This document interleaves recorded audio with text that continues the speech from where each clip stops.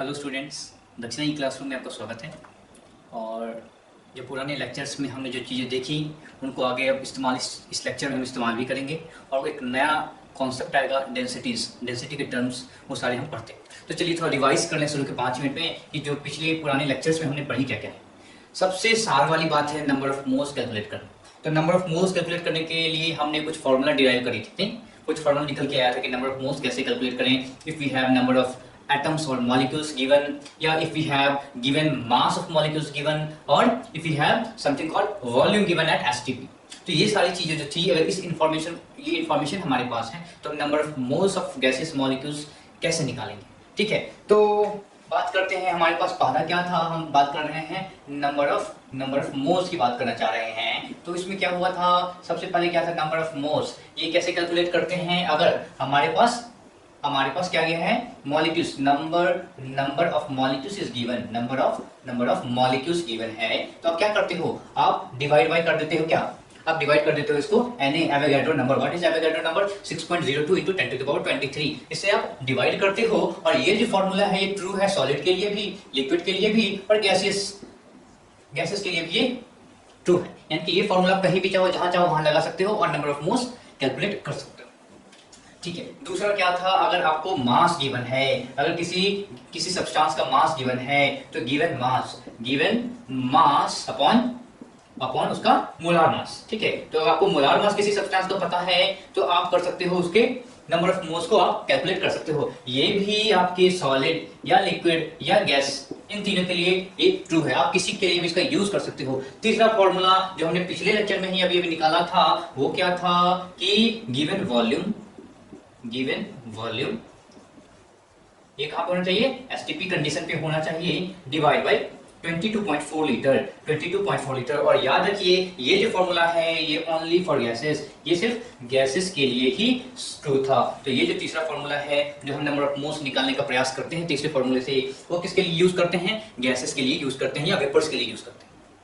ठीक है, और ये जो वॉल्यूम कहां पे होना चाहिए, स्टैंडर्ड टेम्परेचर एंड प्रेशर पे होना चाहिए। What is standard temperature and pressure? STP, जिसको आप एमटीपी भी बोलते हो। तो ये जो क्या है, प्रेशर क्या होता है इसमें 1 atm होता है, और टेम्परेचर क्या होता है इसमें 0 डिग्री सी।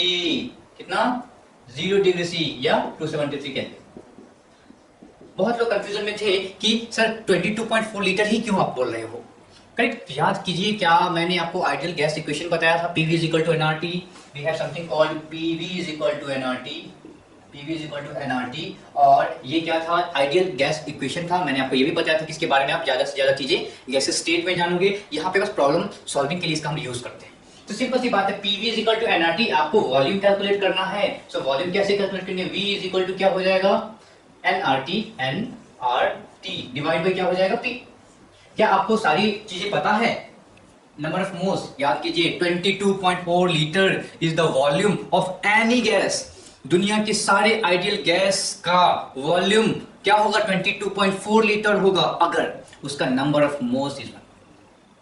ठीक है, एवोगाड्रो ने क्या बोला था कि जितने भी गैस हैं अगर उनका वॉल्यूम सेम है तो नंबर ऑफ मॉलिक्यूल्स सेम होंगे। That is the Avogadro's hypothesis. वही हम यहाँ पे यूज कर रहे हैं कि जितने भी गैस हैं अगर उनका कंडीशन इज एसटीपी कंडीशन और अगर उनका नंबर ऑफ मोल्स एक है तो सबकी वॉल्यूम बराबर होगी। और वॉल्यूम का जो वैल्यू है वो भी हमने कैलकुलेट कर लिया था, एंड दैट इज 22.4 लीटर, जो अभी आपके सामने मैं कैलकुलेट करने जा रहा हूं। नंबर ऑफ मोल्स मैंने बोला 1, तो क्या है, दिस इज 1, मैंने 1 लिखा इनटू आर की वैल्यू मैंने बताया था डिफरेंट होती है। ठीक है, आर की वैल्यू डिफरेंट होती है। यहाँ पे क्या है, एटीएम है, ठीक है, और केल्विन है। तो यहाँ पे क्या करने वाले हैं, आर की वैल्यू क्या होगी यहाँ पे 0.0821 लीटर एटीएम पर केल्विन मोल। ठीक है, यानी कि यहाँ पे एटीएम यूज हो रहा है तो ये वैल्यू यूज होगी। इसका एक सिंपल तरीका है 1/12 भी आप चाहे तो इसको लिख सकते हो कैलकुलेशन को इजी करने के लिए। तो मैं यहाँ पे 1/12 लिखना पसंद करूंगा। मैं यहाँ पे 1/12 लिख लिया into temperature 273 and what is pressure, pressure is 1 atm। So calculate कीजिए, so 273/12 and you will be getting like 22.4 litre. So this is, sir कैसे 22.4 litre, because we have litre here, that's why you are getting litre. So 22.4 litre. ठीक है। तो 22.4 litre जो है आपका जो gas का वॉल्यूम आता है, कहां पे, स्टैंडर्ड टेम्परेचर एंड प्रेशर पे। And what is this is the value. और याद रखिए ये जो वॉल्यूम है वो किसी भी गैस के नेचर पे डिपेंड नहीं करता है। कोई भी आप गैस उठा के रख लीजिए, वो क्या होगा, वॉल्यूम आपका यही होगा। ठीक है। तो चलिए इसी कड़ी में प्रॉब्लम कर लीजिए। क्या है problem, calculate calculate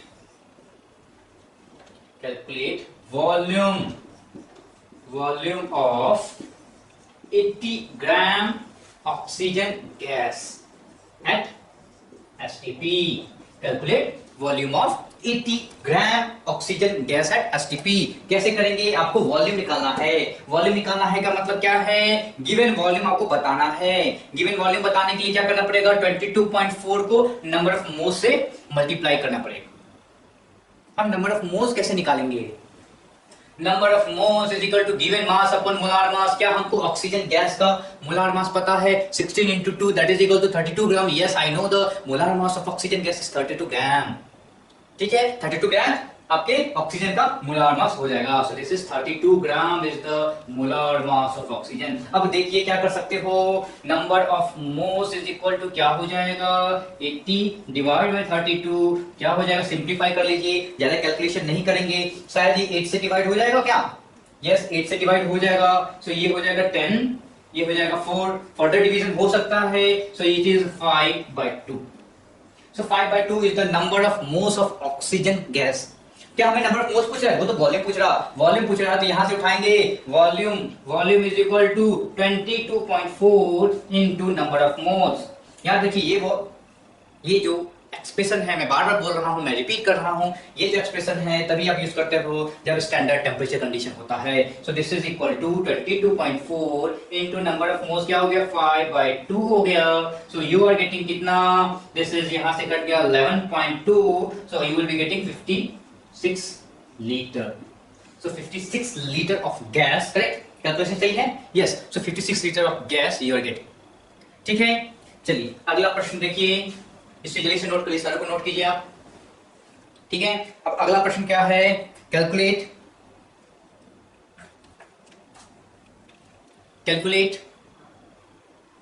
the number of atoms, calculate number of atoms of oxygen, number of atoms of oxygen in CO2 gas, that occupies 112 ml volume at STP.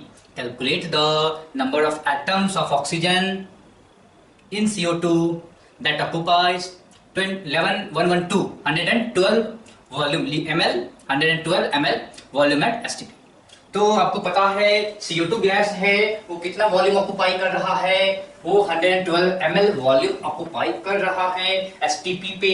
तो आप चाहोगे CO2 का नंबर ऑफ मोल्स निकालोगे और फिर आराम से number of atoms oxygen के तो निकल ही जाएंगे। चलिए जल्दी से आप ट्राई कीजिए अपने अपने नोटबुक्स में अभी।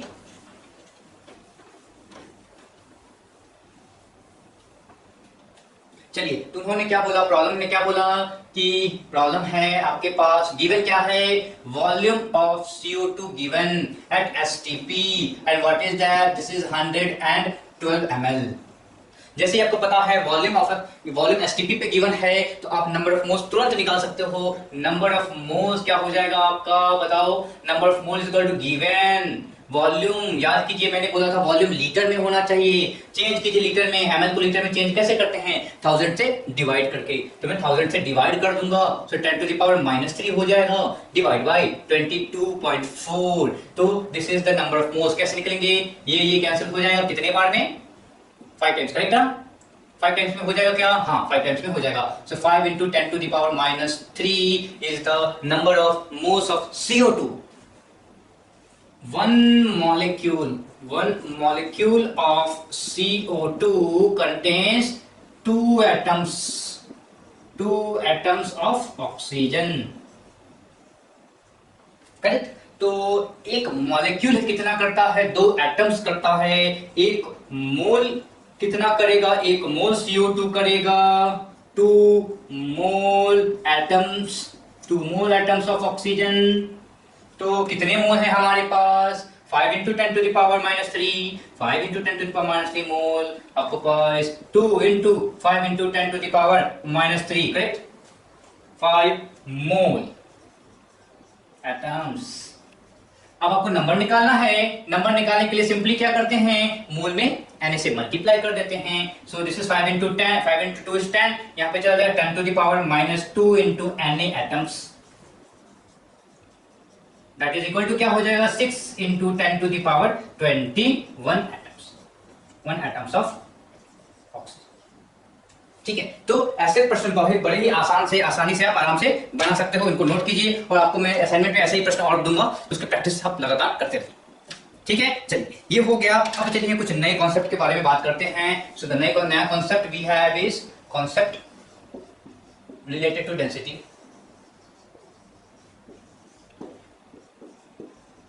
Concept related to density. ठीक, अब बताइए डेंसिटी होता क्या है. डेंसिटी सिंपल है, सब तो बहुत ही नर्सरी से पढ़ते आए हो. क्या है density? Mass per unit volume बोलते हैं. So density is the mass occupied by any substance. Related to density ये पढ़ते हैं. ठीक है, डेंसिटी के बारे में आप पुराने क्लास से भी 9th 10th में भी आप जान चुके हो. डेंसिटी का टाइम भी बोलते हैं, correct? So what is density? Density is the mass of substance. Density is the mass of any substance in per unit volume.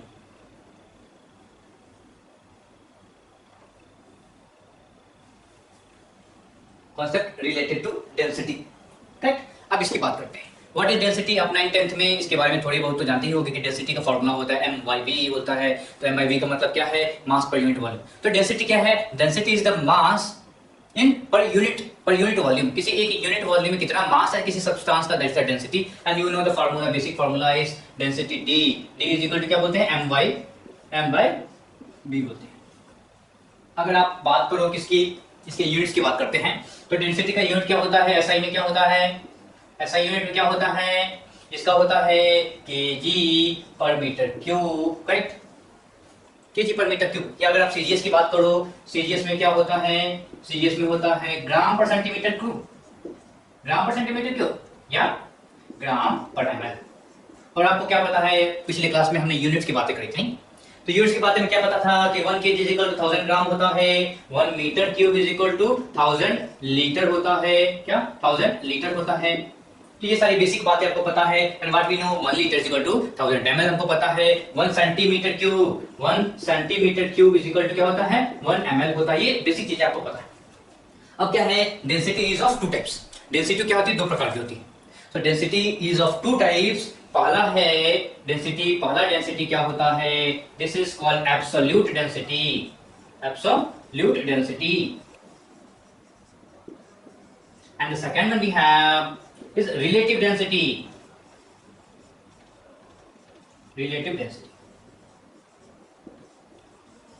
ठीक है, तो हमारे पास डेंसिटी क्या है? 2 प्रकार की डेंसिटी है, absolute density and relative density. ये आपका पूरा हो गया हो तो इसे मिटाया जाए इस सबको.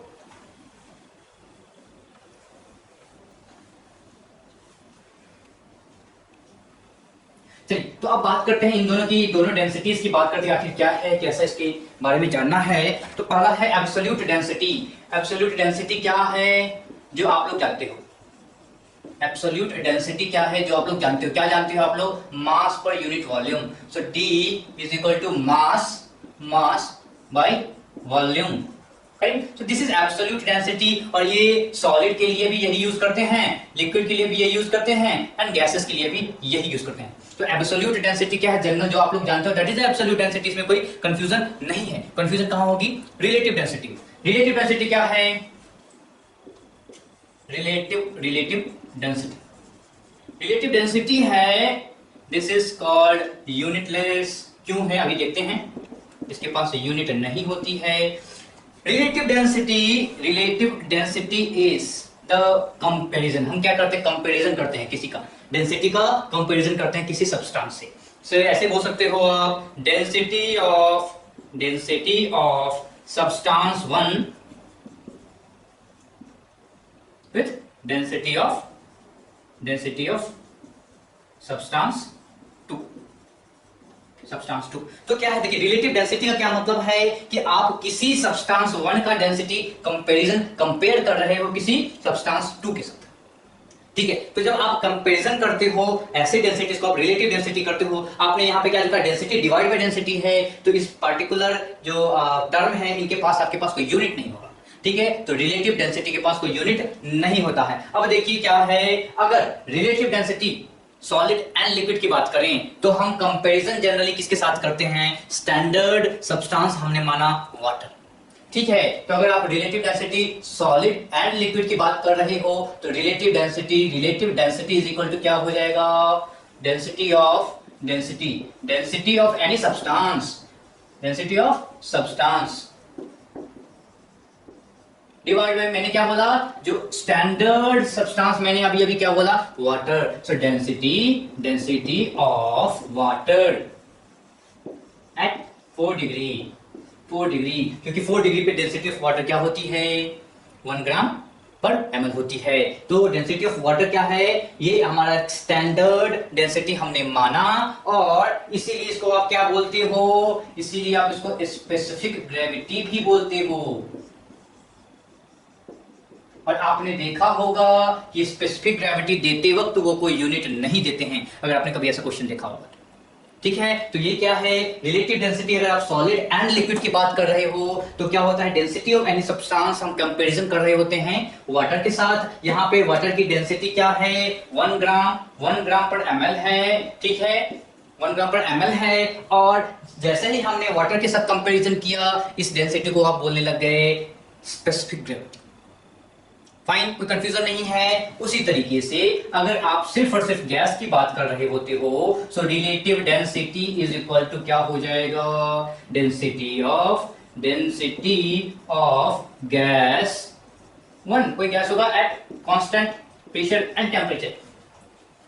ठीक है, then density of standard gas, जैसे स्टैंडर्ड सब्सटेंस वाटर ले लिया, स्टैंडर्ड गैस कुछ तो होना चाहिए, सो हमने हाइड्रोजन गैस को स्टैंडर्ड गैस लिया, सो density of hydrogen gas at same pressure and temperature,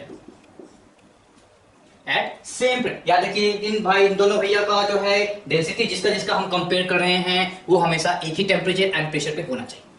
तो density of gas 1 divide by the standard gas, that is hydrogen gas की डेंसिटी, इसको आपने नाम दिया क्या, vapour density.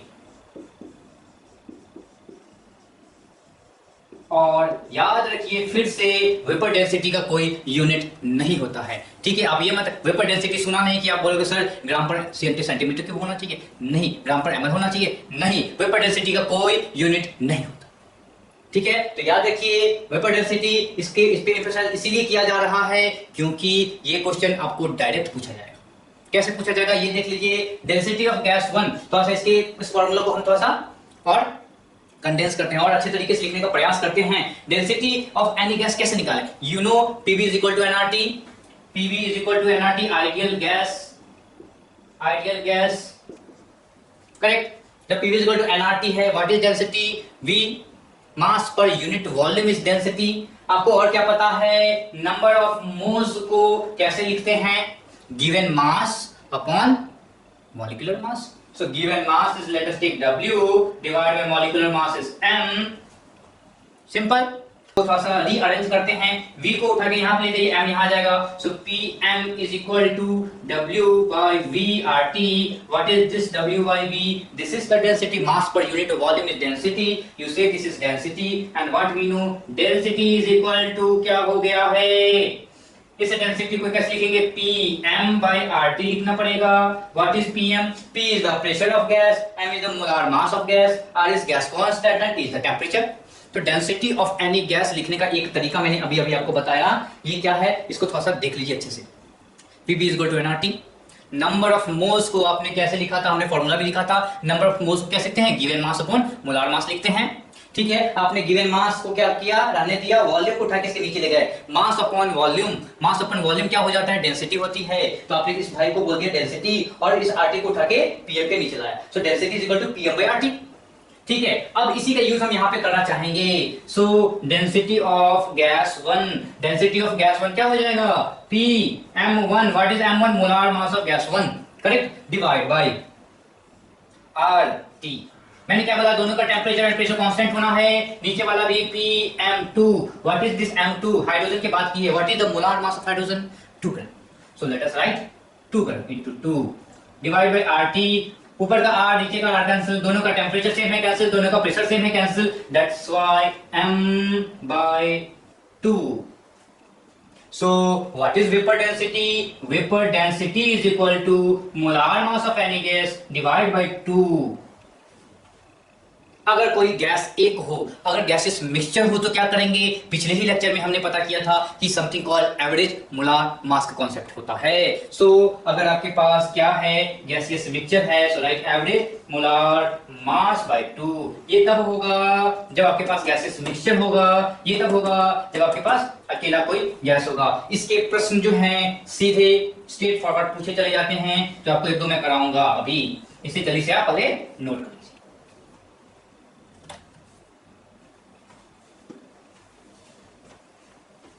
Calculate the vapor density of SO2 gas.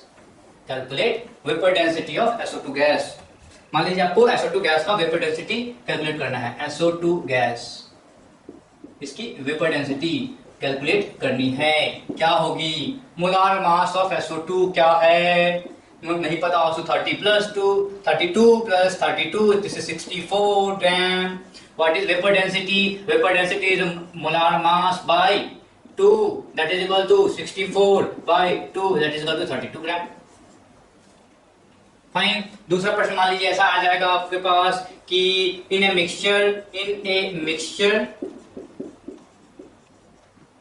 2 moles O2 and 1 mole SO2 है। What is the vapor density of mixture?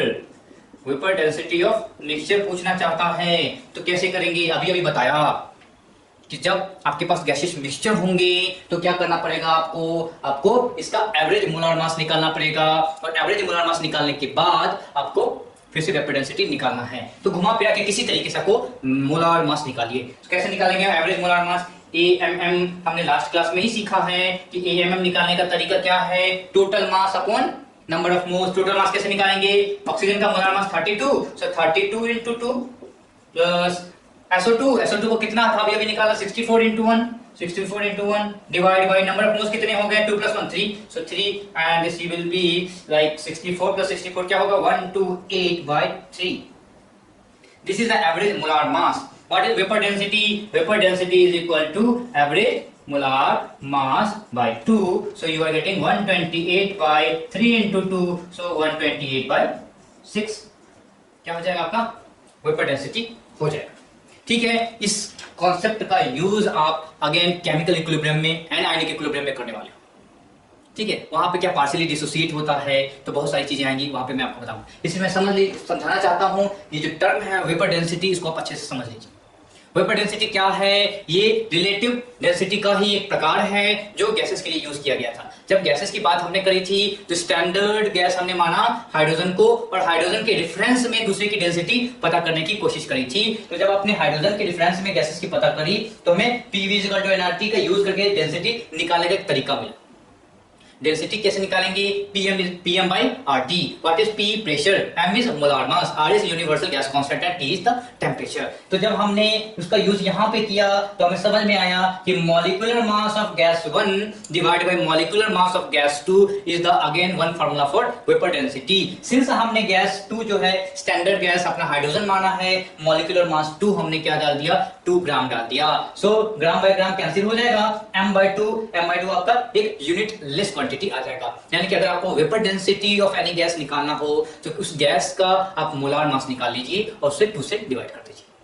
Similarly अगर आपको relative density of solid and liquid की बात करना चाह रहे थे तो क्या हो जाएगा, the density of that gas, sorry density of that solid and liquid divide by क्या हो जाएगा, डेंसिटी ऑफ वाटर, जो क्या होता है 1 g/ml होता है। तो डेंसिटी क्या हो जाएगा, रिलेटिव डेंसिटी क्या हो जाएगा, डेंसिटी ऑफ सब्सटेंस ही रह जाएगा बट यूनिट नहीं हो जाएगा, क्योंकि something divide by 1 is same ना, नंबर तो वही रह जाएगा पर क्या है कि आप उसके यूनिट को हटाना पड़ेगा। ठीक है, सो और उसका नाम हमने डाला था स्पेसिफिक ग्रेविटी। तो अगेन मैं बोलता हूं कि ये जो पार्ट है वेपर डेंसिटी आपके क्वेश्चन में क्या है, सीधा आपको पूछ लिया जाता है। अगर आप नीट के प्रॉब्लम्स को पलट के देखिए, कुछ क्वेश्चन सीधे आपको यहां से मिल जाएंगे।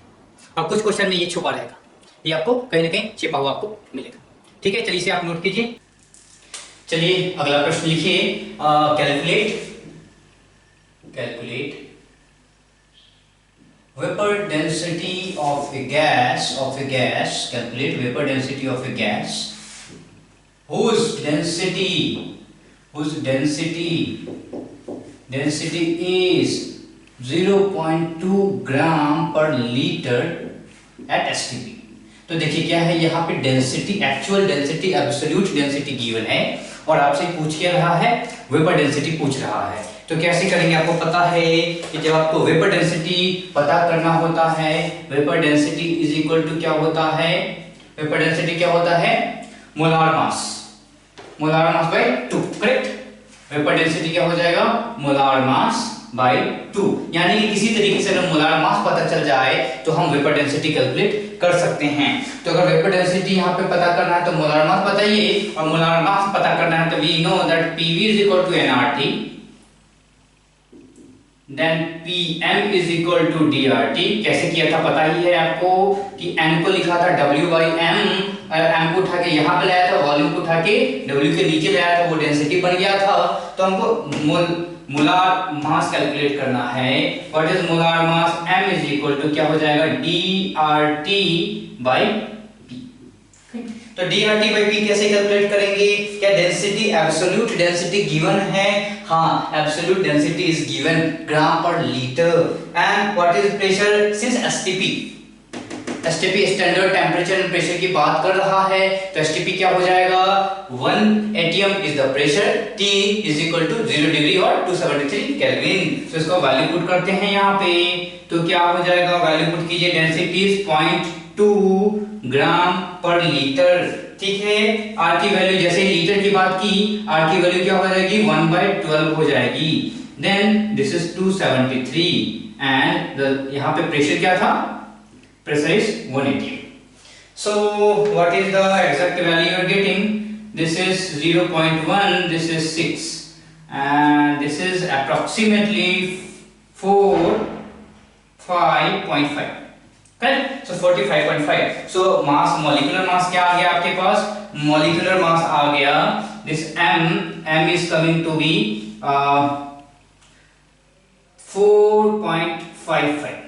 4.55 ग्राम। ठीक है, यानी 0.2 ग्राम पर लीटर था इसलिए ये आया ग्राम। अब आपको वेपर डेंसिटी निकालना है, so 4.55 divide by 2, so this is coming to be 2.3 is the approximate value. So आपका 2.3 इज द वेपर डेंसिटी आ जाएगा। ठीक, जब वेपर डेंसिटी की हमने बात करी थी तो हमने क्या बोला था कि density of gas 1 divide by density of gas 2, यानी कि सिंप्लीफाई करते थे तो क्या आया था, molecular mass of gas 1 with respect to molecular mass of gas 2। तो मान लीजिए आपसे एक क्वेश्चन हो गया कि find vapour density of oxygen gas, O2 gas. ठीक है, हमेशा अगर कुछ नहीं दिया रहता है तो हम बोलते हैं कि हाइड्रोजन के हिसाब से आप निकाल लीजिए। अगर मान लीजिए आपको ये दिया है, find vapour density of oxygen gas with respect to CH4, यानी कि अब आपको CH4 नीचे में जो आपका डिनोमिनेटर था वहां पे CH4 आना चाहिए। What is vapour density, vapour density का फॉर्मूला क्या था, density of gas 1 divide by density of gas 2, और यूजिंग दिस फॉर्मूला हमें क्या समझ में आया था, molecular mass of gas 1 divide by molecular mass of gas 2। So right, molar mass of gas 1, molar mass of gas 2। ठीक है, जो रेफरेंस गैस है आपका, यहाँ पे इस बंदे ने क्या बोला, इस क्वेश्चन में बोला कि आप हाइड्रोजन मत लीजिए, अब आप लीजिए CH4। याद रखिए दोनों का टेम्परेचर एंड प्रेशर सेम होना चाहिए, सो P एंड T दोनों का सेम होना चाहिए। अब आपको क्या है, नीचे में लेना है आपको CH4। ऑक्सीजन का मोलार मास क्या होता है, 32 gram, so right 32 divide by CH4 का मोलार मास क्या होता है, 16, so right 16 and you will getting 2 is the correct answer. ठीक, तो आपको इस प्रकार के various types of vapour density के प्रॉब्लम्स आपको पूछे जाएंगे। और मैंने अभी भी थोड़ी देर पहले ही बताया कि केमिकल इक्विलिब्रियम में मैं आपको बताऊंगा कि using this vapour density concept कैसे आप आसानी से आप उसके कंपोजिशन निकालते हो, अल्फा वैल्यू वहां पे आती है, डिग्री ऑफ डिसोसिएशन आपको मिले, ठीक है, तो वो कैसे कैलकुलेट करते हैं यूजिंग वेपर डेंसिटी कितनी आसानी से, वो आपको मैं केमिकल इक्विलिब्रियम में बताऊं, ठीक है। तो ये बातें हो गई आपको वेपर डेंसिटी की। चलिए आगे बढ़ते हैं, इसको नोट करने के बाद हम आगे बढ़ते हैं परसेंटेज कंपोजिशन, ठीक है।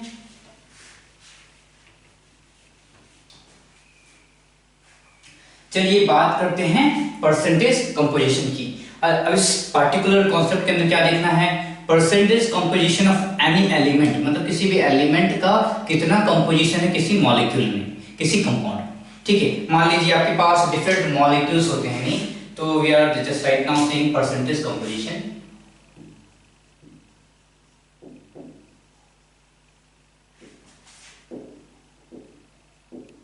परसेंटेज कंपोजिशन, चलिए तो एग्जैक्टली क्या देखने वाले हैं, जो जितने भी एलिमेंट्स हैं, मान लीजिए कोई मॉलिक्यूल्स आप ले लो, जैसे यूरिया क्या होता है, C double bond O NH2 here then NH2 here and we call this as urea, ये क्या है, यूरिया है, ओके।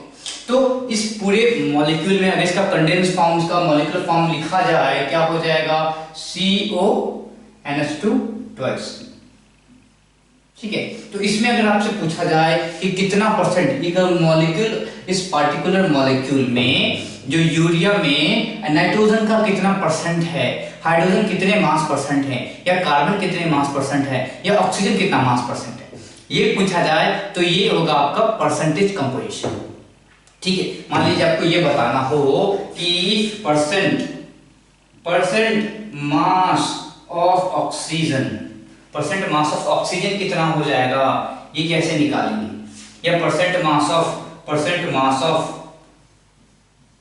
हाइड्रोजन कितना हो जाएगा, and so on, percent mass of nitrogen क्या होगा, and percent mass of carbon क्या होगा, ठीक है। तो एक पार्टिकुलर मॉलिक्यूल में, पार्टिकुलर कंपाउंड में अगर आपको उसके एलिमेंट का कंपोजिशन पूछा जाए, so we tell them that percentage composition of element, ठीक है। तो निकालने का बड़ा ही सिंपल तरीका है, सबसे पहले तो आप इस पूरे मॉलिक्यूल का मोलार मास निकाल लीजिए। कैसे निकालेंगे, दिस इज 16 प्लस ऑक्सीजन कितना हो गया, this is 12 plus 16, correct, plus nitrogen कितना है 14 प्लस 2 इंटू 2, सो टोटल कितना हो गया, गिन के बताइए, दिस इज कितना 14 प्लस 2 इज इक्वल टू 16, ठीक है। 16 इंटू 2 32 प्लस 16 कितना है 48 प्लस 12 कितना हो गया 60 ग्राम पर मोल।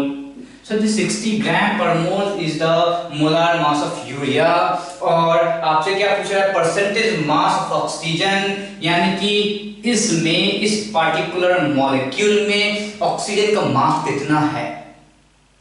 तो ऑक्सीजन का मास कितना है 16 ग्राम, so 16 gram divide by total mass into 100, so this is the percentage।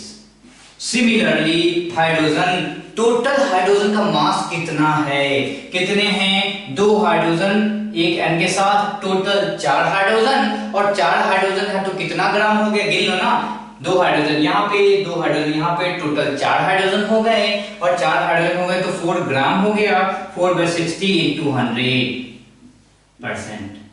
Similarly nitrogen कितने हैं, 2 नाइट्रोजन हैं, सो 28 बाय क्या हो जाएगा 60, सो 28/60 into 100। एंड सिमिलरली कार्बन कितने हैं, एक ही कार्बन है, सो 12/60 into 100, ठीक है। तो ये क्या है, पार्टिकुलर एलिमेंट कितना है, उसमें उसका मास कितना ज्यादा है, इसका परसेंट आपको इस तरीके से निकाल सकते हो। अगर आप इसके फॉर्मूला को डिराइव करने के प्रयास करो, सोचो कि फॉर्मूला हो जाए हमारे पास, सो परसेंटेज कंपोजिशन,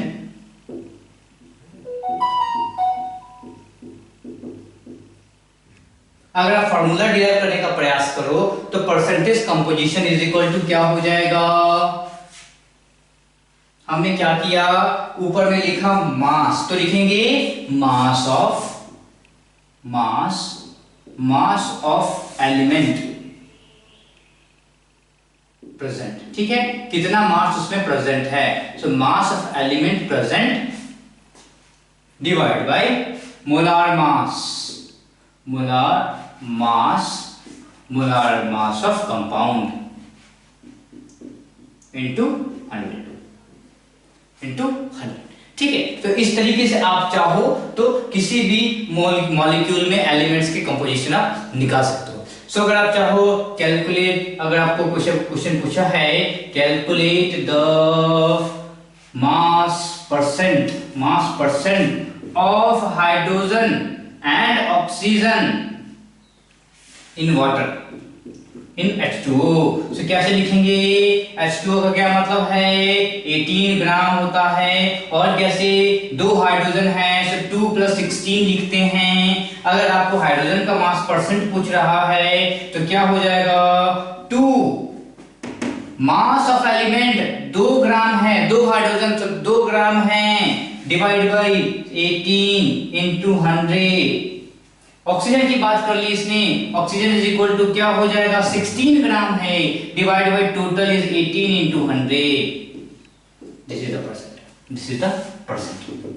ठीक है, यह बात करते हैं किसकी, कार्बन CH4 में अगर आपको कार्बन एंड हाइड्रोजन का मास परसेंट पूछ रहा है, ठीक है, कार्बन हाइड्रोजन का मास परसेंट पूछ रहा है। सेम तरीका है, परसेंट मास ऑफ हाइड्रोजन अगर आपको निकालना है तो कैसे निकालोगे, कितने CH4 यानी कि 4 हाइड्रोजन हैं, यानी कि 4 ग्राम हो गया है, तो ऊपर में 4 divide by molar mass of compound क्या हो जाएगा, मोलार मास ऑफ कंपाउंड क्या हो जाएगा, 4 + 12 16, तो divide by 16 × 100। Percent mass of carbon निकालना है, परसेंट मास कार्बन निकालना है, तो कैसे करेंगे, कार्बन का मास कितना है 12, एक ही एटम है तो उसका मास 12 ग्राम हो गया, 12 डिवाइड बाय 16 × 100। करेक्ट, तो this is 75% and this is 25%।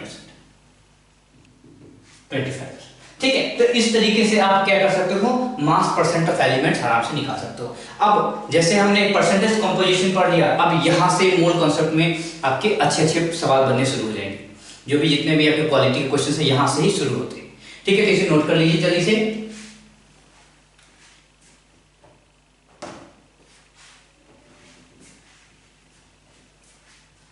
Calculate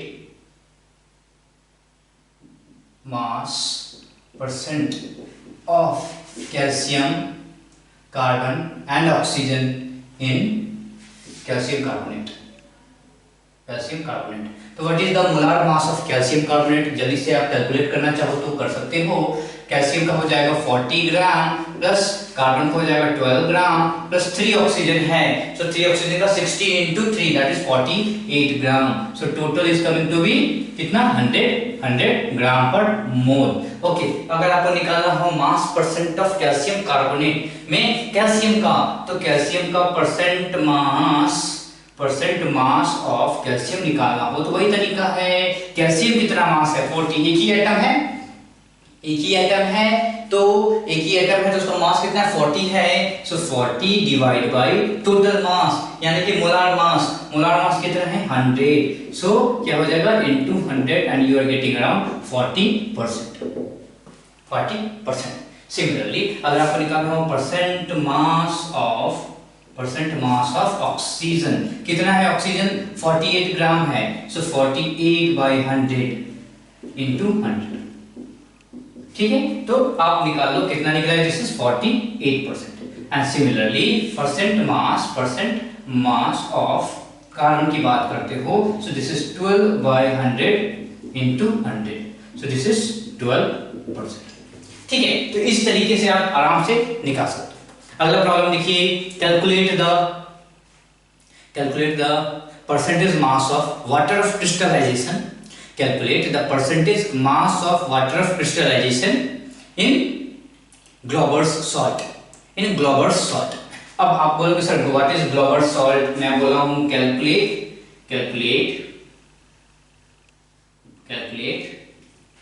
percentage mass of water of crystallization, तो what is this water of crystallization. सबसे पहले तो समझिए व्हाट इज ग्लोबर्स सॉल्ट क्या है। Glauber's salt is sodium sulphate dot NH2,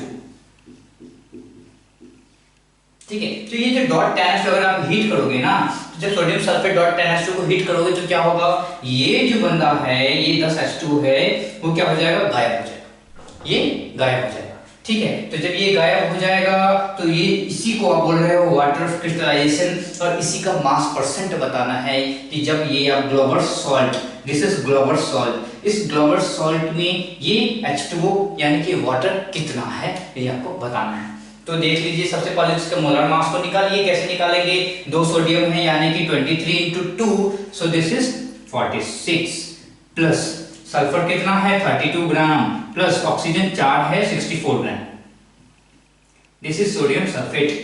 एक water 18 ग्राम का, 10 वाटर 180 ग्राम का, ठीक है। सो कितना हो जाएगा, दिस इज कैलकुलेशन कीजिए, 6 + 4 10 + 2 1, सो 2 हो गया, 6 + 3 9 + 4 13 + 1 14, so 142 + 180, correct. So this is 2 2 and क्या हो गया 3, करेक्ट, 322 ग्राम, 322 ग्राम।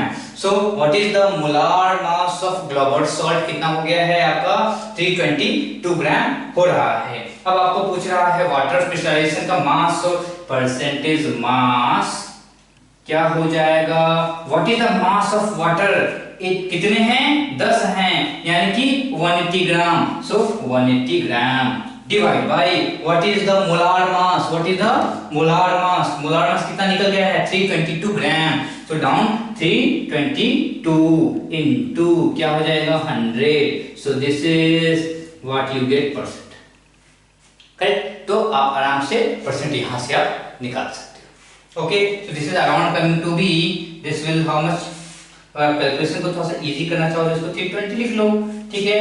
ये ऐसे ऐसे कट गया, so this is coming to be 18 कितने बार में कट जाएगा, अगर आप काटो कितने से, सो दिस इज अराउंड 60% और 56%, करेक्ट, 56%।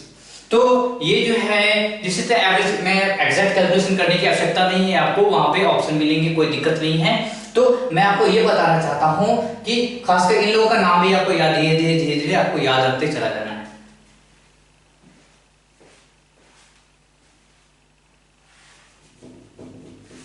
कैलकुलेशन, अगर आप कैलकुलेशन कर रहे हो, सो 180 बाई 18/32 हो गया है, सो 18/32 कितना हो जाएगा, दिस मे बी अराउंड 55% के आसपास इसका आंसर आएगा, ठीक है, 55% के अराउंड इसका आंसर है, ठीक है।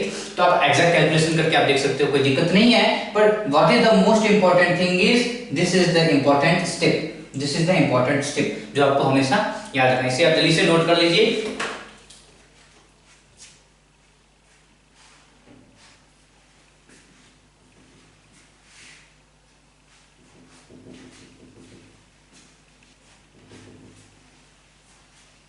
चलिए, तो जो हम अगला कॉन्सेप्ट देख रहे हैं, that is the concept related to minimum molar mass, concept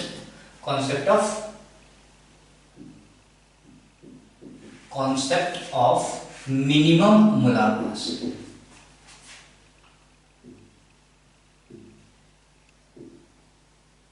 ठीक है, तो इस कॉन्सेप्ट में एग्जैक्टली प्रॉब्लम कैसे आते हैं, सीधे उसी भी बात करते हैं, प्रॉब्लम से ही आपको सीखना ज्यादा ही आनंद आएगा। मान लीजिए क्वेश्चन कुछ इस तरीके से दिया रहेगा कि देयर इज सम मॉलिक्यूल, एक कोई मॉलिक्यूल है और उसमें कोई एक एटम है, लेट अस टेक कोई मेटल है, मेटल M है, एंड मेटल का परसेंटेज गिवन है, परसेंटेज मास गिवन है, ठीक है। अभी अभी हमने मास परसेंट डिस्कस किया कैसे मास परसेंट निकाला जाए, तो ये क्या बोलेंगे कि मास परसेंट ऑलरेडी गिवन है, find out the minimum molar mass of this one, यानी कि सिंपल सा इंफॉर्मेशन, किसी एलिमेंट का मास परसेंट गिवन होगा और मिनिमम मोलार मास पूछा जाएगा।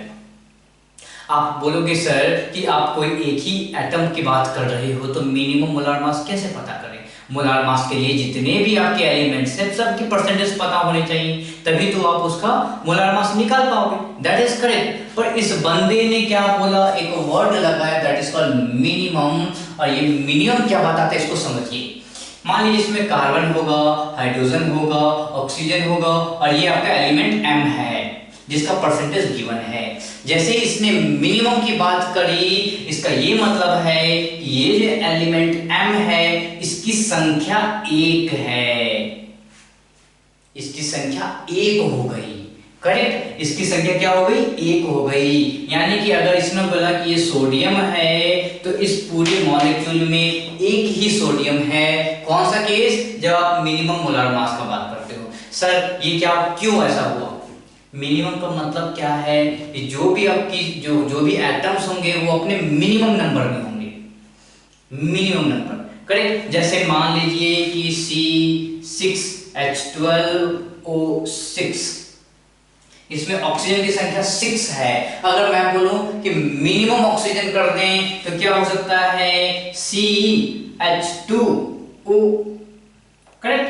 अब वो अपने इससे ज्यादा मिनिमम क्या आप बोलोगे सर वो आधा वो नहीं लिखते इसको, ऐसा मेरा मन कर गया सर जी कि C0.5 H1 और O 0.5। भाई साहब ऑक्सीजन आधा नहीं हो सकता है। आप एक बात को समझ लीजिए कि ऑक्सीजन जो है या एटम्स है, आप ऐसा नहीं बोल सकते कि सर आधा एटम दे दो। नहीं, एटम अपने आधा रूप में नहीं रहता। दिस इज वेरी इंपॉर्टेंट, आपको समझना चाहिए कि आप आधा एटम की बात, आधा इलेक्ट्रॉन की बात, इसीलिए याद रखिए चार्ज इज क्वांटाइज्ड। यानी कि मिनिमम चार्ज क्या होता है? 1.6 into 10⁻⁻19 कूलम। आप ये नहीं बोल सकते कि सर क्या मुझे आधा इलेक्ट्रॉन का चार्ज मिल सकता है? नहीं, we don't have something called less than 1.6 into 10⁻⁻19 coulomb charge separately. ठीक है, अगर आप सेपरेटली किसी इलेक्ट्रॉन की बात करो तो आपके पास उतना ही चार्ज होगा, उससे आधा चार्ज नहीं होता है। ठीक है, तो ये क्या हो रहा है, आप आधा एटम यानी कि दिस इज रॉन्ग, आप ऐसे नहीं लिख सकते हो। सो व्हाट इज मिनिमम का मतलब ये है कि उस मॉलिक्यूल में जिस एलिमेंट की बात की जा रही है उसकी संख्या 1 है। ठीक है, तो मान लीजिए calculate minimum molar mass of a molecule containing sodium। ठीक है, and mass percent mass of sodium is 0.2। ठीक है, percent mass of sodium is 0.2। ऐसे क्वेश्चन को सॉल्व कैसे करेंगे? तो मान लीजिए ये कोई मॉलिक्यूल है, इसमें सोडियम की संख्या कितनी हो जाएगी? हमने देखा ये लिखा हुआ है मिनिमम, इसका मतलब सोडियम की संख्या इसमें 1 होगी। तो मान लीजिए इस पूरे मॉलिक्यूल का मास है x, मास है x। अब बताइए परसेंटेज कैसे निकालते थे? परसेंटेज निकालते थे मास ऑफ एलिमेंट 23। भाई साहब 23 क्यों लिखा मैंने? क्योंकि इस पूरे मॉलिक्यूल में एक ही सोडियम है, एक सोडियम का मास हो जाएगा 23 ग्राम डिवाइड बाय पूरे मॉलिक्यूल का मास क्या हो गया है, मैंने माना है x gram. So this is x gram into 100, that is equal to, this is the percent and percent is given as 0.2। Correct. And what is the value of x? वही तो मुझे निकालना है। x कैलकुलेट कर लो, x is equal to 23 into 100 divide by 2.2। क्या हो जाएगा? ये 1000 हो जाएगा। This is I think 1.5, so 11500 gram per mole. ठीक है, तो आप ऐसे प्रॉब्लम को आराम से बना सकते हो, ऐसे प्रॉब्लम को आप आराम से बना सकते हो। एक अगला जो प्रॉब्लम है, मैंने आपको बताया कि ऐसे प्रॉब्लम्स बार बार आते रहते हैं आपके एग्जाम में। तो एक प्रॉब्लम आया था insulin contains 3.4% sulphur. Insulin contain 3.4% sulphur. Find out minimum molar mass of insulin. ठीक है, तो सिंपल सी बात है, सेम मैंने क्या बोला, कोई एलिमेंट गिवन होगा, उसका परसेंटेज गिवन होगा और मिनिमम मोलार मास पूछा जाएगा। यानी कि ये कोई इंसुलिन है, इसमें सल्फर है, और जैसे ही इसने बोला मिनिमम मोलार मास बताइए, इसका मतलब इस इंसुलिन में एक ही सल्फर है, एक से ज्यादा सल्फर नहीं है। तो कैसे बताओगे, बताइए। एक सल्फर का मास कितना, 32 ग्राम होता है। ठीक है, what is the percentage mass? Percentage mass कैसे कैलकुलेट करते हैं? सल्फर का mass that is 32 divide by इस मॉलिक्यूल का मास जो कि मुझे नहीं पता है, सो राइट x। यही तो अभी हमने कैलकुलेट किया था। सो x into 100, क्या हमें ये परसेंट पता है? This is 3.4, so right 3.4। सो क्या हो जाएगा, x की वैल्यू क्या हो जाएगी, x उधर चला गया, सो 332 divide by 3.4 into 100। Correct. So calculate करेंगे वैल्यू को, अगर ये 34 रहता तो क्या आ जाता, ऊपर में 10 आ जाता, पर 34 से कम है, सो दिस इज अराउंड 91 आ जाएगा। सो 910, करेक्ट, 910 ग्राम अप्रोक्सीमेटली। सो 910 ग्राम आपका अप्रोक्सीमेट आंसर आ जाएगा। I think not 91, this is 95 और 94, 940 का। ठीक है, तो 940 ग्राम आपका अप्रोक्सीमेट आंसर आ जाएगा। तो जब भी आपको मिनिमम मोलार मास का प्रॉब्लम बनाना हो तो कैसे बनाएंगे? मानेंगे कि x is the molar mass of particular molecule, x is the molar mass of particular molecule. Insulin की बात कर रहा है तो इंसुलिन का मान लिया हमने x ग्राम है। फिर हम देखेंगे कि किसका परसेंट गिवन है, परसेंट सल्फर का गिवन है, तो एक ही सल्फर होगा। क्यों? क्योंकि ये बात कर रहा है मिनिमम की बात कर रहा है, तो मिनिमम संख्या क्या हो सकता है, एक से कम तो हो नहीं सकता। जैसे ही एक से कम हो जाएगा वो इंसुलिन थोड़े ही रह जाएगा, वो कुछ और नया मॉलिक्यूल बन जाएगा। इंसुलिन का मतलब है कि उसमें सल्फर होना चाहिए, और मिनिमम सल्फर कितना हो सकता है, एक ही हो सकता है। तो एक सल्फर का बात करेंगे, एक सल्फर का mass divide by total mass of molecule is x gram into 100, जो अभी हमने परसेंटेज कंपोजिशन कैलकुलेट करते वक्त किया था। ठीक है, तो इस तरीके से आप क्या कर सकते हो, मिनिमम मोलार मास के क्वेश्चन को आराम से सॉल्व कर सकते हो। तो मैं अभी आपको असाइनमेंट में प्रॉब्लम्स दूंगा, 2-3 प्रॉब्लम्स और आपको दिखेंगे, उसकी प्रैक्टिस कीजिए, और एक बार नहीं 2 बार 3 बार प्रैक्टिस कीजिए ताकि आप प्रोफिशिएंट हो जाएं इस प्रॉब्लम को सॉल्व कर। ठीक है, चलिए आगे बढ़ते हैं और आज के लेक्चर का लास्ट टॉपिक डिस्कस करते हैं।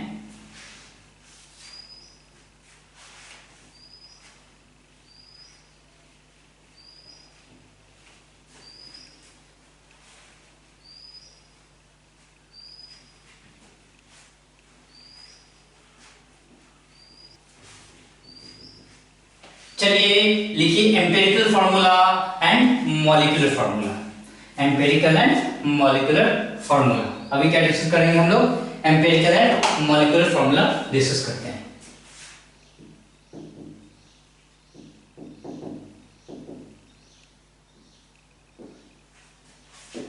Empirical and molecular formula.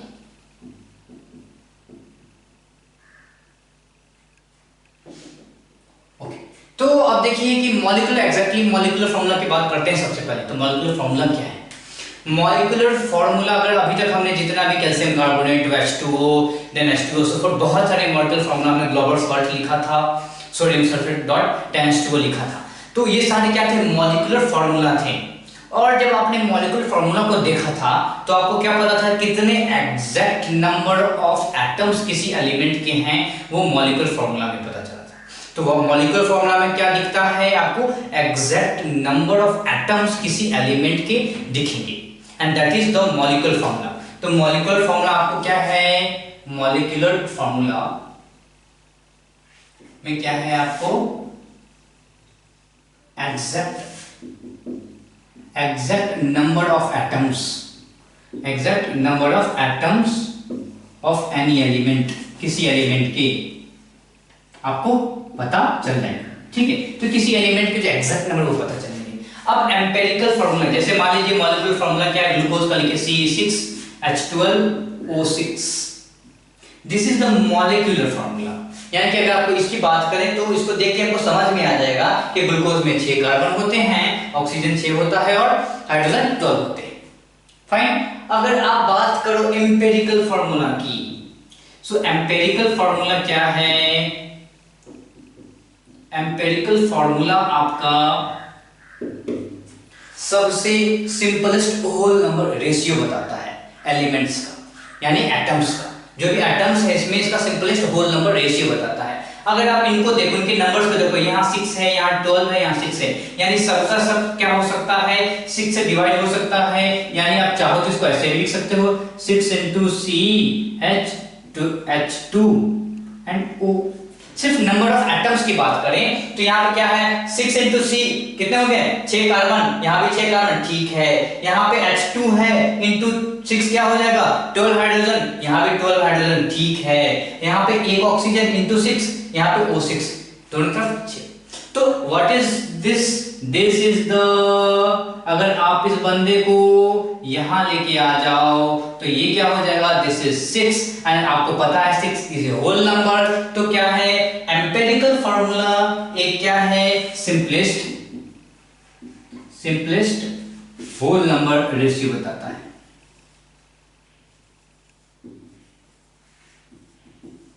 Whole number ratio बताता है कि ये यहां पे आ जाए तो 6 इज अ होल नंबर। तो एम्पिरिकल फार्मूला क्या है? आपको रिलेशन मतलब रिलेटिव नंबर बताता है। जैसे अगर 6 कार्बन है तो 12 हाइड्रोजन होंगे, करेक्ट। यहां पे भी देख लो, अगर 1 कार्बन है तो 2 हाइड्रोजन होंगे, 2 कार्बन है तो 4 हाइड्रोजन होंगे, अगर 6 कार्बन है तो 12 हाइड्रोजन होंगे। तो जो रिलेटिव नंबर है आपका एम्पिरिकल फॉर्मूला बताता है। एम्पिरिकल फॉर्मूला आपको रिलेटिव नंबर ऑफ एटम्स बताता है। सर इसका कोई यूज है या बस ऐसे ही पढ़ रहे हैं? एम्पिरिकल मॉलिक्यूलर फॉर्मूला तो अच्छी बात है, ये तो जाना ही चाहिए, इसमें नो डाउट। क्या एम्पिरिकल फॉर्मूला हमें यूज देगा? देखिए, जब क्या है किसी भी कंपाउंड को, मान लीजिए कोई कंपाउंड आया आपका, तो आप क्या कर सकते हो? परसेंटेज कंपोजिशन निकाल सकते हो। कैसे? जैसे मान लीजिए कि आपके पास कोई कार्बन का कंपाउंड है, तो आप क्या करो? उसको आप हीट करो तो क्या होगा? वो कंबशन रिएक्शन में जाएगा। कंबशन रिएक्शन में जाएगा तो क्या है? CO2 + H2O आएगा। आप CO2 माप लीजिए, आप H2O माप लीजिए, तो क्या बता सकते हैं कितना कार्बन है? परसेंटेज ऑफ कार्बन आप बता सकते हो, परसेंटेज ऑफ कार्बन आप बता सकते हो। पर एग्जैक्टली जो कोई अननोन कंपाउंड है उसका एग्जैक्टली आप मॉलिक्यूलर फॉर्मूला नहीं बता सकते। कैसे गिनोगे भैया कि इसमें 1 कार्बन है, 2 कार्बन है, 3 कार्बन है, 4 कार्बन है, एक मॉलिक्यूल निकाल के इसमें एक मॉलिक्यूल में 4 ही कार्बन है, ये आप कैसे बता पाओगे? ये बताना इज वेरी डिफिकल्ट। ठीक है, आप क्या कर सकते हो? परसेंटेज ऑफ कार्बन बता सकते हो। मान लीजिए कि अगर आपने क्या किया, एक मोल ऑफ कोई मॉलिक्यूल लिया, ठीक है, एक मोल कोई मॉलिक्यूल लिया, और इसमें आप क्या बता सकते हो? मैक्सिमम ये बता सकते हो कि परसेंटेज ऑफ कार्बन क्या हो सकता है, परसेंटेज ऑफ हाइड्रोजन क्या हो सकता है, percentage of oxygen and so on क्या हो सकता है। ये आप डिफरेंट प्रोसेस के आधार पे आप ये बता सकते हो। चलो अभी भी आपको एम्पिरिकल फार्मूला का मतलब समझ में नहीं आ रहा है।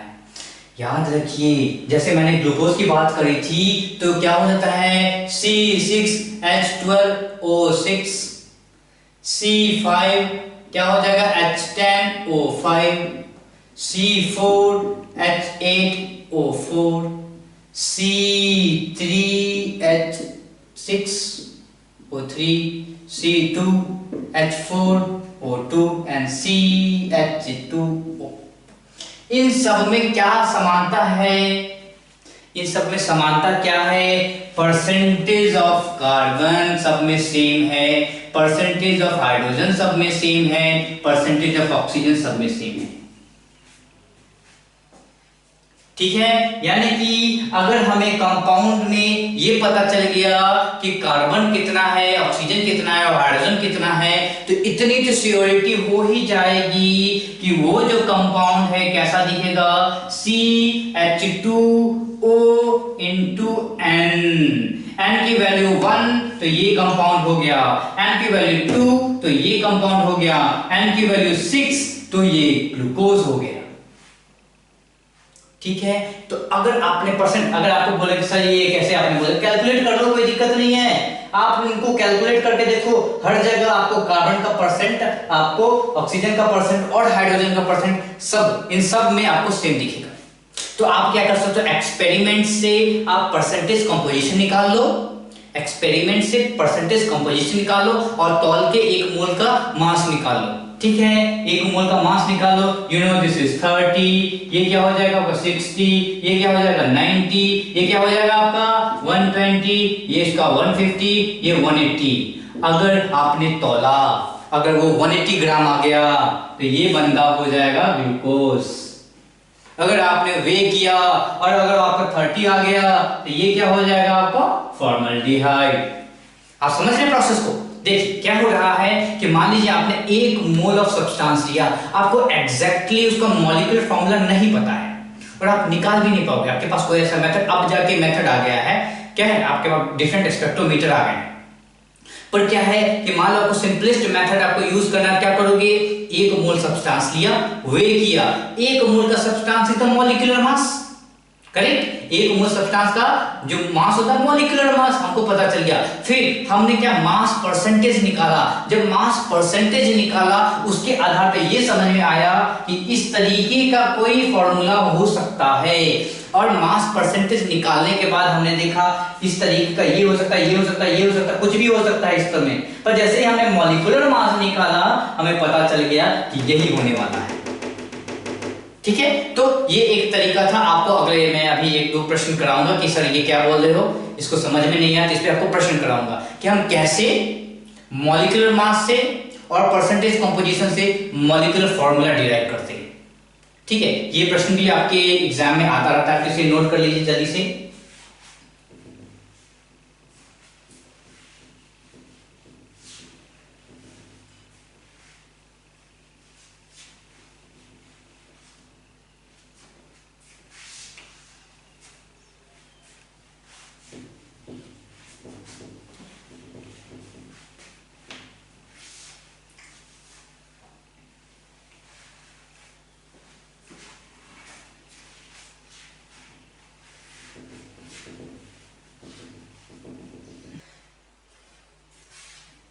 चलिए, जैसे मान लीजिए आपको एम्पिरिकल फार्मूला की बात कर लें, सो पहले उसके प्रॉब्लम भी चाहो तो कर लो।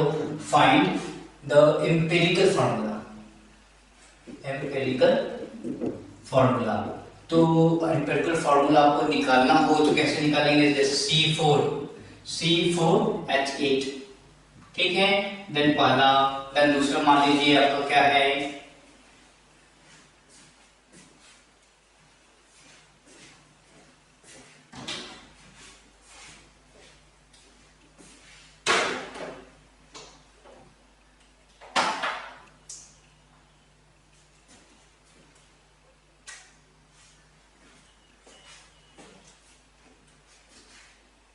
ठीक है, दूसरा मान लीजिए आपको हो जाएगा C6H12O4, ठीक है, तीसरा मान लीजिए आप लिख लीजिए C4H8N2, ठीक है, फोर्थ वन इज C5H10O1 और O, ठीक है। सिमिलरली फोर्थ आपके साथ लिख लीजिए क्या हो जाएगा N2H4, सिक्स आप लिख लीजिए B2H6।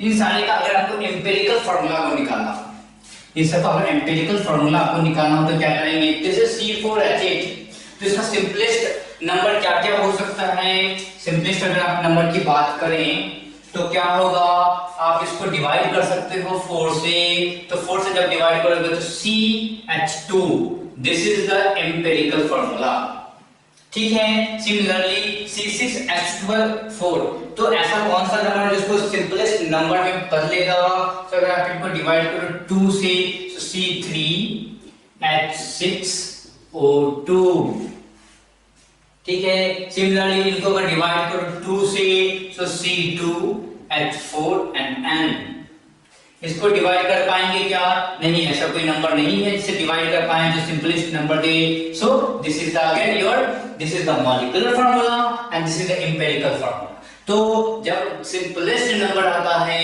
अगर वो एक है तो आपका क्या है मॉलिक्यूलर फॉर्मूला और एम्पिरिकल फॉर्मूला बराबर होता है।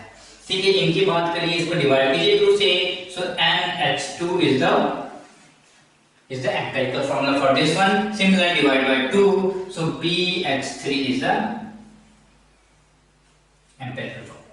ठीक है, तो यहाँ पे क्या हो रहा है आप देखो कोई ना कोई नंबर आ रहा है, कोई ना कोई नंबर आ रहा है। और लास्ट अभी जो हमने देखा कि जो एक वैल्यू होता है वो एम्पिरिकल फार्मूला और मॉलिक्यूलर फार्मूला को जोड़ता है। जैसे मान लीजिए कि एक प्रॉब्लम है, क्या है, बेंजीन एंड एसिटाइलिन। ठीक है, benzene and acetylene have same empirical formula. क्या होगा दोनों का बताइए, एम्पिरिकल फॉर्मूला दोनों का क्या हो जाएगा, CH4CH। करेक्ट, बेंजीन और एसिटाइलिन दोनों का जो एम्पिरिकल फॉर्मूला है तो C6H6 होता है। So benzene and acetylene both have same empirical formula and what we know molecular mass of acetylene is कितना हो जाएगा बताइए 28 and what is the molecular mass of benzene is 78। तो पूछ रहा है मॉलिक्यूलर फॉर्मूला बताइए दोनों का, मॉलिक्यूलर फॉर्मूला बताइए। तो पता है मैंने अभी आपको क्या बताया था कि एम्पिरिकल फार्मूला और मॉलिक्यूलर फार्मूला दोनों में क्या होता है, क्या कनेक्शन होता है, एक वैल्यू n आती है वो दोनों के कनेक्शन को बताता है। तो आप देखो CH, इसका क्या मतलब है, दिस CH का मतलब है कि +12 + 1 13 ग्राम। ठीक है, आपको कंपैरिजन करना है, this is the molecular mass, this is the empirical mass, this is the molecular mass, this is the empirical mass. क्या दिख रहा है 13, दिस इज 26 ना 26।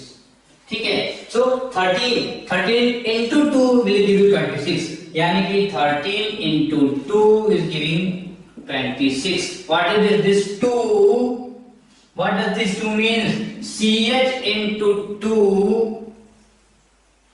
Right, CH into 2।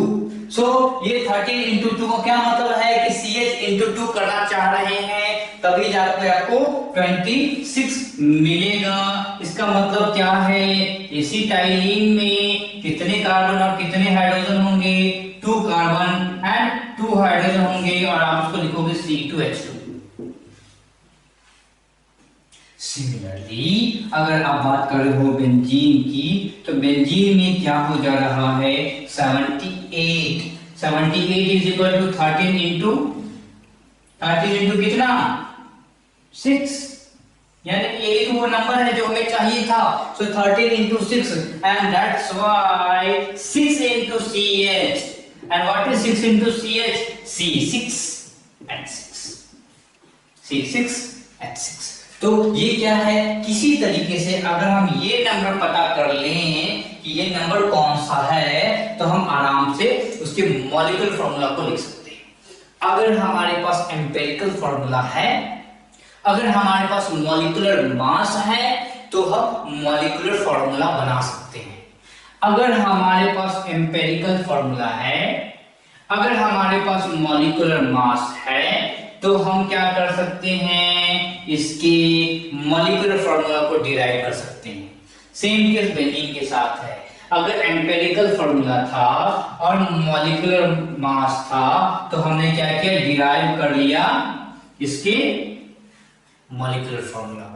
तो क्या हो सकता है, n, that simple number, correct, that simple number n is equal to क्या हो जाएगा बताइए, n is equal to empirical molecular mass molar mass by, so you can write like this, molecular formula mass। ये भी एक तरीका अच्छा। So let us write molecular formula mass divide by क्या हो जाएगा, empirical formula mass, empirical formula mass. ठीक है, तो क्या एग्जैक्टली क्या कर रहे हैं, यही तो कर रहे हैं, n into empirical formula mass. What is the empirical formula mass, CH का क्या है 13 ग्राम निकला था, सो 13 into 2, this is the n, so 13 into 2 empirical formula mass into n value will give you molecular formula mass, यानी कि 26 divided by 13 will give you n, 26 is molecular formula mass, 13 is empirical formula mass। तो अगर आपको percentage composition given हो तो आप वहां से भी क्या कर सकते हो, आप एम्पिरिकल फॉर्मूला निकाल सकते हो और एम्पिरिकल फॉर्मूला से आप मॉलिक्यूलर फॉर्मूला निकाल सकते। ठीक है, तो ये जितने भी प्रॉब्लम्स आपको आज आपको दिए जा रहे हैं उसको आज ही खत्म कर लीजिए। ठीक है, अगली क्लास में हो सकता है तो हम उसको आराम से डिस्कशन करें। Thank you.